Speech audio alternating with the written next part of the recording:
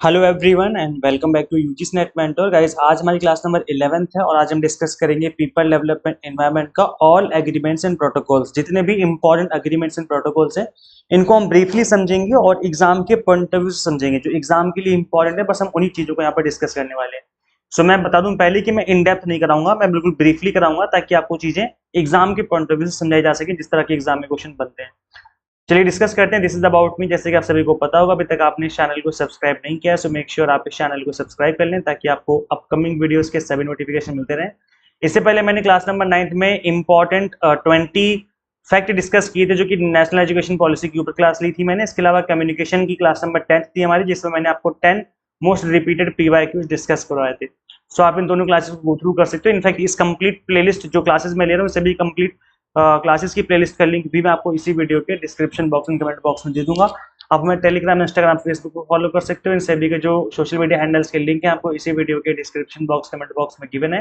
Paper 1 के अगर आप इंपॉर्टेंट टॉपिक फॉलो करना चाहते हो, अगर आप इंपॉर्टेंट टॉपिक कवर करना चाहते हो मिनिमम टाइम में फ्री में, तो आप इस सीरीज को फॉलो कर सकते हो। इंपॉर्टेंट टॉपिक सीरीज यहाँ पर क्लास 1, 2, 3, 4 करके मैंने यहाँ पर क्लासेस ले रखी है, तो आप इन सभी क्लासेस को अटेंड करेंगे तो यहाँ से जो है आपकी तैयारी मिनिमम टाइम में अच्छे से हो सकती है। तो गाइस चलिए डिस्कस करते हैं। देखो ये यहाँ पर जो मैंने आपके सामने स्क्रीन पे डाला हुआ है ये आपके सिलेबस का ही मैंने स्क्रीनशॉट लगाया हुआ है यहाँ पर। ये एनवायरमेंटल प्रोटेक्शन एक्ट। इसके अलावा आप देख सकते हैं यहाँ पर जो भी यहाँ पे आपके सामने अग्रीमेंट है, प्रोटोकॉल से जिनको हमें डिस्कस करना है, तो आज की इस क्लास में हम इन सभी को डिस्कस करने वाले हैं ब्रीफली। चलिए डिस्कस करते हैं। सबसे पहला एनवायरमेंटल प्रोटेक्शन एक्ट 1986 में बना था ये। और क्यों बना था, इसका सबसे बड़ा रीजन था भोपाल गैस ट्रेजेडी। उस टाइम पर आप सभी को पता है कि इंडिया का एक बहुत बड़ी गैस ट्रेजेडी रह चुकी है ये हुई थी 2 दिसंबर 1984 में। तो उसके बाद गवर्नमेंट ने सोचा कि हमें एनवायरमेंटल प्रोटेक्शन एक्ट बनाना चाहिए जिससे हम इस तरह की ट्रेजेडी को रोक सकें। सो इसका ऑब्जेक्टिव क्या था, हिंदी में भी दिया हुआ है। उद्देश्य क्या था इस एनवायरमेंटल प्रोटेक्शन एक्ट का, पर्यावरण की रक्षा के लिए केंद्रीय और राज्य प्राधिकरणों के बीच समन्वय के लिए एक ढांचा प्रदान करना। क्या क्या इसका मेन ऑब्जेक्टिव क्या था, कोऑर्डिनेशन बढ़ाना किसके बीच में, सेंट्रल और स्टेट गवर्नमेंट के बीच में, अथॉरिटीज के बीच में, जिससे कि एनवायरमेंट को प्रोटेक्ट किया जा सके। पावर जो है किसके हाथ में दी गई, authorise the central government to take measures for improving environmental quality and controlling pollution. तो पॉल्यूशन को कंट्रोल करने को लेकर के इसके अंदर जो पावर है सेंट्रल गवर्नमेंट को दी गई। किस तरह का पॉल्यूशन है इसके अंदर कवर है, वो air pollution, water pollution, land hazardous substances and noise pollution. तो जितने भी तरह के पॉल्यूशन होते हैं जैसे कि वायु पॉल्यूशन, जल प्रदूषण हो गया आपका, भूमि प्रदूषण, खतरनाक पदार्थ, ध्वनि प्रदूषण, सबसे निपटने के लिए इस एक्ट को बनाया गया था। तो ये काफी पुराने एक्टों में से एक्ट आता है आपका। NAPCC के ऊपर अभी रिसेंटली क्वेश्चन पूछा गया था और ये क्या है, इसकी फुल फॉर्म है national action plan on climate change. इसको लॉन्च किया गया था 2008 में by the prime minister council on climate change. इसका ऑब्जेक्टिव क्या है, address climate change through sustainable development. अब सस्टेनेबल डेवलपमेंट और sustainable development goals and millennium development goals दोनों आपको कर लेने इंपॉर्टेंट है। अच्छा, इसके अंदर कुछ 8 मिशंस हैं जिसके ऊपर बार बार क्वेश्चन पूछे गए हैं आपके एग्जाम में। तो ये 8 के 8 मिशन आपको याद कर लेने हैं अच्छे से, ताकि फ्यूचर में अगर क्वेश्चन पूछा जाए तो आप इसका आंसर कर पाए। तो यहाँ पे आप देख सकते हो पहला मिशन है आपका solar mission, enhanced energy efficiency, sustainable habitat, water mission, sustaining the Himalayan ecosystem. 5 गोल ये हो गए, मिशन ये हो गए। फिर उसके बाद ग्रीन इंडिया का मिशन आ जाएगा आपका 6th नंबर पे, sustainable agriculture, strategic knowledge and climate change. तो ये गाइस, इसके अलावा मैं बताऊं हिंदी में तो 2008 में इसको लॉन्च किया गया था। सतत विकास के माध्यम से जलवायु परिवर्तन को संबोधित करना इसका एक उद्देश्य है।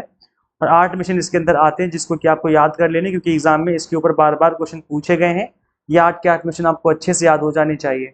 तो आप इसका स्क्रीनशॉट ले सकते हैं, अदरवाइज आप इसको वीडियो को पॉज करके यहीं पे बैठ के याद कर सकते हैं।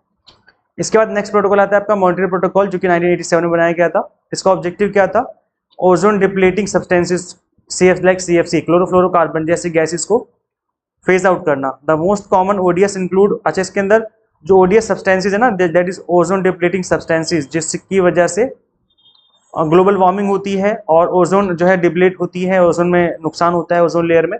तो ODS के अंदर जो मेन गैसेज आती है वो आती है क्लोरोफ्लोरोकार्बन, इसके अलावा आती है hydrochlorofluorocarbon HCFCs and halons and methyl bromide. इस तरह के जो गैसेज हैं आपको CFC वगैरह की जो गैसेज हैं, ये जो गैसेज हैं आपके AC में यूज होती थी। इसके अलावा रेफ्रिजरेटर हो गया आपका, एरोसोल हो गया, इस तरह के प्रोडक्ट में जो है इनका गैसेज का यूज होता था। तो इनको फेज आउट करना मॉनिटरी प्रोटोकॉल का एक उद्देश्य है। की अचीवमेंट्स क्या है इसकी? Most successful international environmental agreement, ozone layer recovery under progress. तो ये मोस्ट सक्सेसफुल एग्रीमेंट्स में से एक रहा है, क्योंकि यहाँ से ओजोन जो है लेयर रिकवरी देखी गई इसको बनाने के बाद। अमेंडमेंट हुआ था इसका किगाली में, किगाली जगह का नाम है, किगाली में अमेंडमेंट 2016 में हुआ था। Includes phasing down HFCs green house gases, जो ग्रीन हाउस गैसेज हैं जैसे आपकी क्लोरोफ्लोरोकार्बन और जो अलग अलग तरह की गैसेज हैं, इन सभी को फेज आउट करना। तो किगाली में जो है इसका अमेंडमेंट हुआ था एक बार 2016 में। नेक्स्ट है आपका इसमें है आर्थ समिट, जिसको हम रियो समिट के नाम से भी जानते हैं। रियो एक जगह का नाम है, 1992 में ये समिट हुई थी। सो ये होता है रियो डी जेनेरियो, ब्राजील में एक जगह का नाम है। आउटकम क्या है इसका? एजेंडा 21 इसका एक आउटकम है, blueprint for sustainable development. 3 major treaties बनाई गई इसके अंदर, पहली बनी UNFCCC, फिर बनी CBD और तीसरी बनी UNCCD। इनकी फुल फॉर्म याद कर लीजिए। UNFCCC की फुल फॉर्म है United Nations framework convention on climate change. इसका गोल क्या है, फोकस क्या है इसका फोकस है क्लाइमेट चेंज के ऊपर, कि क्लाइमेट चेंज ना हो और हम इसके ऊपर ध्यान दें। और नेक्स्ट आपकी CBD ट्रीटी है और इसकी फुल फॉर्म है कन्वेंशन ऑन बायोलॉजिकल डाइवर्सिटी।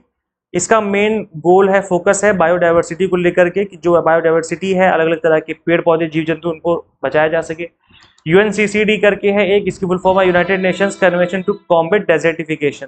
तो भूमि के ऊपर जो पेड़ पौधे हैं, जो डेजर्टिफिकेशन हो रहा है उसको होने से रोका जा सके, मतलब पेड़ों को कटने से रोका जा सके, डेजर्टिफिकेशन से बचा जा सके, मरुस्थलीकरण जो इसको हम हिंदी में कहते हैं, का मुकाबला करने के लिए संयुक्त राष्ट्र कन्वेंशन। ठीक है। सो एजेंडा 21 जो है ये किसके अंदर आता है? अर्थ समिट के अंदर आता है, रियो समिट के अंदर ही ये एजेंडा 21 आता है। तो ये आपको याद रखना है, इंपॉर्टेंट है आपके लिए। नेक्स्ट इसमें आपका convention on biological diversity CBD 1992 में बनाई है। गोल क्या है इसका? Conservation of biodiversity. ठीक है। और sustainable use of its components, fair sharing of benefits from genetic resources. इसका लीगल स्टेटस क्या है? लीगली बाइंडिंग है। मतलब लीगली बाइंडिंग का मतलब ये होगा कि जो भी कंट्री इसको एक्सेप्ट करेगी उसको करना ही पड़ेगा। बायोलॉजिकल डाइवर्सिटी को ध्यान में रख करके चीज़ों को यहाँ पर अपने देश में करना पड़ेगा। लाइक पेड़ पौधों को और जीव जंतु को कटने से बचाना है, मरने से बचाना है। नगोया प्रोटोकॉल हो गया आपका, कार्टेजेना प्रोटोकॉल हो गया, ये दोनों प्रोटोकॉल इससे एसोसिएटेड हैं, CBD से, है ना, convention on biological diversity.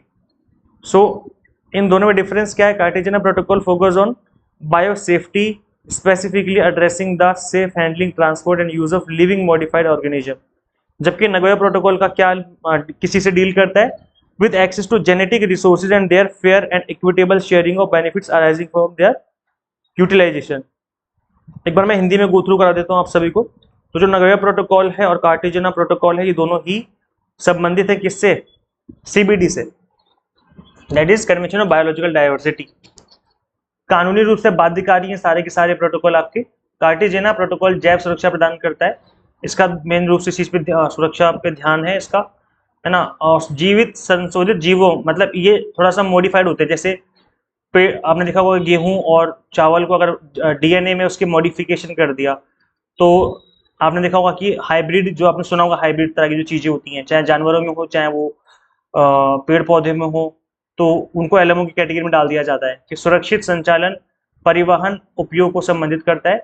Nagoya protocol अनुवांशिक संसाधनों तक पहुंच और उनके उपयोग से होने वाले लाभों को उचित और न्यायसंगत बंटवारे से संबंधित है। जो भी रिसोर्सेज है उनका इक्विटेबल यूज होना चाहिए। क्योटो प्रोटोकॉल 1987 में बना था गाइस, तो इसकी ईयर आपको याद रखना है, क्योंकि कई बार तो ईयर ही पूछ लिया जाता है, तो ईयर अच्छे से याद कर लेना है। The Kyoto protocol is an international treaty that commits industrialised countries and economies in transition to reduce greenhouse gas emission.